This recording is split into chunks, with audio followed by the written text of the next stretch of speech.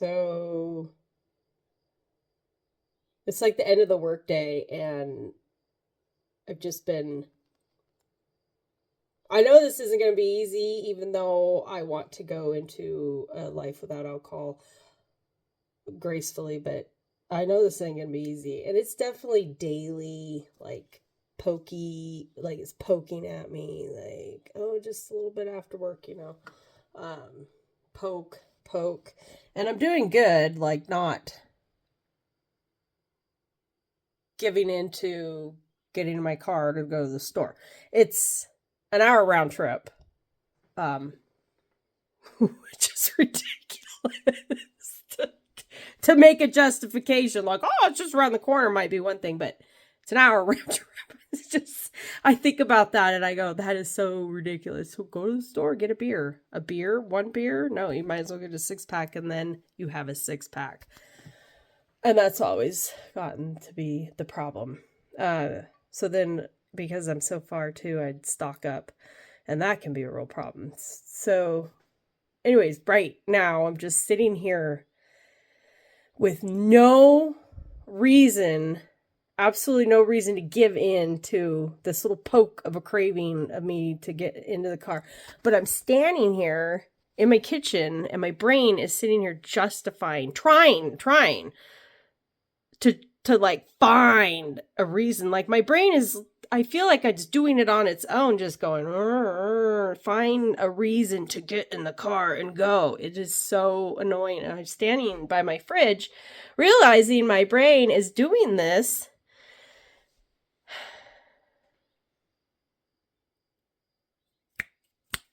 And it snapped. That's what it's doing. And I caught it.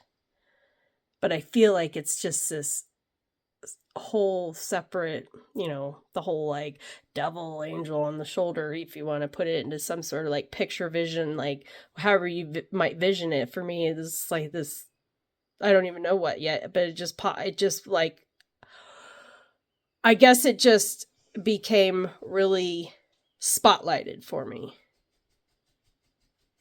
to recognize how my brain was just running this trail to the store to get alcohol. It was like on that trail already. And then I like caught it. I'm like, there is no reason that I need alcohol. But my brain is trying to justify a reason. It's so trip. And I've, in the past, yes, I've absolutely like, there's a reason. I need it for this, or I need it for that, or, oh, I gotta get in the car and go to the store. Give in, and then I get it, and I'm so happy when I get it. But then I'm not, obviously, yeah. We're happy immediately, the immediate, obviously, dopamine, but just having it. Like when I give in, I used to give in, try to not drink, no reason to do it. Like, no, I'm going to give in, and I go to the store, and then I'm really happy when I get it. But obviously then like the next day you're like, oh shit, did it again. But I've been doing good, since the wreck. So, and I should, that's a pretty big indicator that I need to not drink. So that is like solid reason. Like I have solid reasons to not drink. I have no reasons to drink. But my brain's just doing this. Get in the car, go to the store. Fuck. Oh my God. What a trip. So, it ain't gonna happen. I can't. And I was gonna. Like, I can pull and I can kind of like get ready to go. And I go, whoa, dang it. Again. So, it's so strong. Man, it's strong. Pull. Accountability here. Okay, accountability check. Not giving in. It's not gonna happen. It sucks though. In your life, it's 35 years of drinking. I did have lots of reasons to drink. Coping for stuff, but I can do this. It's like, oh, because, okay, yeah, so it made sense. Maybe I can thank it. Oh, yeah, thanks. Okay, great. Yeah, I had the alcohol to cope. I needed it for the coping and to be more and have more. And now I gotta just cope. I don't know how I don't know how yeah. Here we go. So, going for a walk, I guess. Get outside. All right. Bye.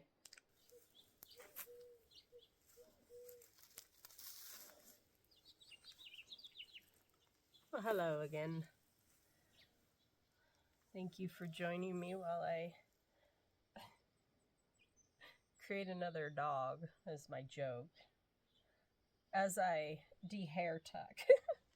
Try to. He has so much. He sheds so much. It's incredible. It's like we get another dog. I just hope the wind doesn't pick up. He enjoys it too. So while I do this, I thought I would give the tale of my drinking life. And just get to it. Like, just blow it out there, right? So, first really started drinking when I was in my early teens. And that followed me through, alcohol followed me through my 20s and 30s. Fortunately, I was able to still lead a pretty decent life, even though alcohol was a big part of it. I attended college, I traveled, I worked many jobs, I lived in many areas, and excelled no matter where I went. Failed and excelled. Fail and excel, right? It's just life. And I did it everywhere I went. Everywhere you go, there you are. So, life existed, and I feel like I've been a success, and I've lived tons of crazy nomadic adventures and have no regrets, really. Glad that I'm still here alive. So, alcohol has been a big proponent in my life. I've had a strong relationship with it my most of my life. And it's to do with coping, learn to cope through young traumas into chain of events of traumas or rough times or whatever, or even happy events and weddings or funerals, or alcohol was everywhere. It was in everything. So it was a cope mechanism, but it was also a habit and became addiction and just played a role. It never really surfaced as an issue until just a few years ago, really. Less than half a decade ago, and alcohol has been part of my life for over 3 decades. So just a few years ago, when my loved one suicided, and I was going through so much therapy, and it became very aware this was a very hard, complex trauma I was dealing with, and alcohol should be put aside so I could process it. But then it also became aware that I had previous traumas in my life that I never regarded as traumas, but I was then learning about those. So alcohol should have really been subsided. So I started to really kind of have more of a desire to manage my alcohol and drink less or opt for none, attend some more meditation online, like Dharma meditation for sobriety groups, Facebook groups, books. I tried pills, I tried injections, I tried EMDR, I tried therapy. I tried a lot of things. I tried trying a Sunnyside app, trying to do my own writing, calendar dates when I wouldn't drink, have a plan, just all kinds of things. I just started to explore. So it just kind of got chaotic with all that. And up and down, taking breaks. And then I got breast cancer and dealt with that. It was very minimal, so I'm fortunate. I was able to just handle it and move forward in life. But I thought, gosh, should stop drinking. This is probably contributing to cancer. And so it just hung on. It was just latched on. It was just like one of those, when you're a kid, they're like, what are they, jelly spiders, and you throw them at the wall and they stick. It's like that. It was just latched onto me, right? This alcohol was latched on. But I didn't quit after cancer. And, you know, life had kept going, and I just kept going, okay, when am I going to do this? When am I going to do this? And, well, then I wrecked. Then I wrecked my truck. And, you know, I've had enough negative consequences in my past from alcohol. I've had a lot of fun with alcohol, but I've had a lot of negative consequences too. Physical aspects that are ruined with alcohol, and the financial aspects. And man, there's just an array, our brain, and just an array of things to not drink. There's no reason to drink. I drank to cope, and I'm not saying I wish I'd never done that. It's just I did that, okay. And now I had this wreck, and I survived it, and it shook my core. It shook my core. Holy shit, like my wreck could have been a tremendous amounts of different could-haves. But what it should have been is not. But then I think about that, and if it had not, then I probably wouldn't have stopped. So I stopped. Now, unfortunately, it took that array of complexity, that level of an incident to make me stop. But I am alive and with my pets, my babies, my animals, and here still brushing them and able to. I'm not a lot of things that I could have been in that wreck. I'm so fucking grateful and have so many blessings, and it snapped me into knowing I'm worth the earth and should convey this stuff out and share it to say so are you, and don't drown your woes and traumas in alcohol, because it'll kill you. I know if I didn't stop, the next one's gonna kill me or someone else, and I can't live with myself. So it had to stop. But it's gonna be a long journey. I just hope it's fun and graceful and enlightening and joyful, blissful, loving. Find a lot more compassion for myself by taking that stuck on. I feel like I have just, it got ripped off in the wreck. It got ripped off in the wreck, and I'm like, cool. I am on this journey, and I have some leadership abilities, and I should exude those in myself, and lead myself, and with my guiding light to this life of NA, and encourage others. Don't be this. Don't be this. Like, if you feel like you need to grasp it, like grab that back and take that control, like it's just out of hand, you can.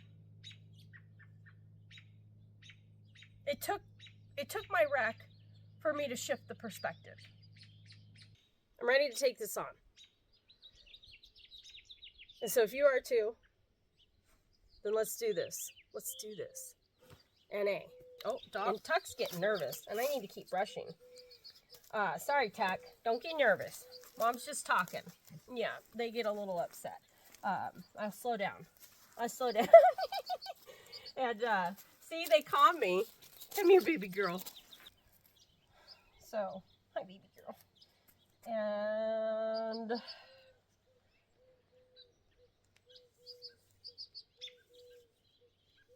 the real truth of it is that I lived, and I get to have these loved ones right here. I love my baby so much. I know I'm strong, but alcohol's tough.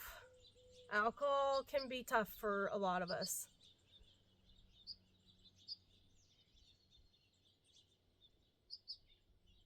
And it can do a lot of fucking damage.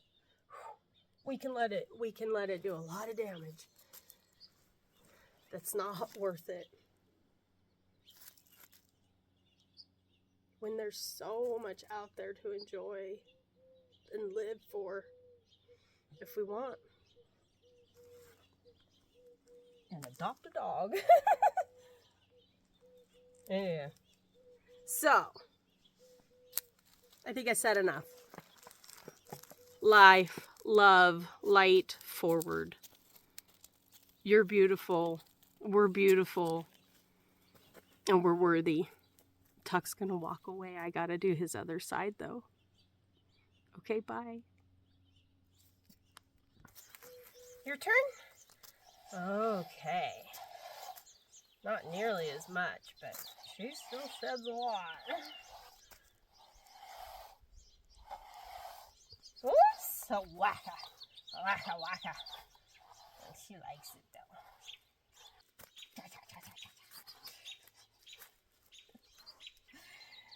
Such a love. Those ears, oh, the ears going back. Oh, I feel so good. I feel so good. This is a tuck brush. Oh my goodness. Oh yeah.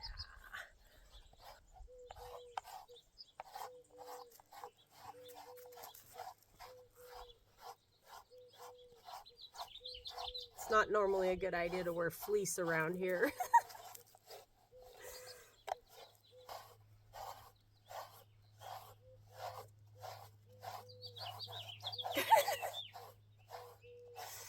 She likes camera a lot more than talk.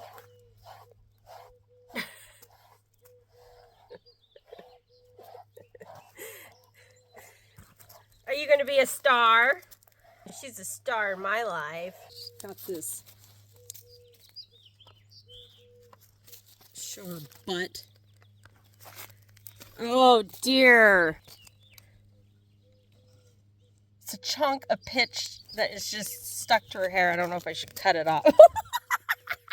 Sorry.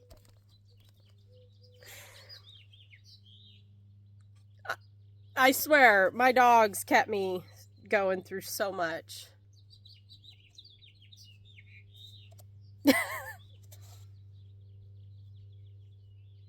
They're amazing. Dogs are amazing when you connect with them. They're such good therapy, and they still deserve respect. Just like human. And love and compassion. They've helped me co-regulate so much. The love exchange is intense. I guess she's done getting brushed, and we're gonna go pick up the pool. Today is going to be, it'll be in another video, but setup, attempting setup.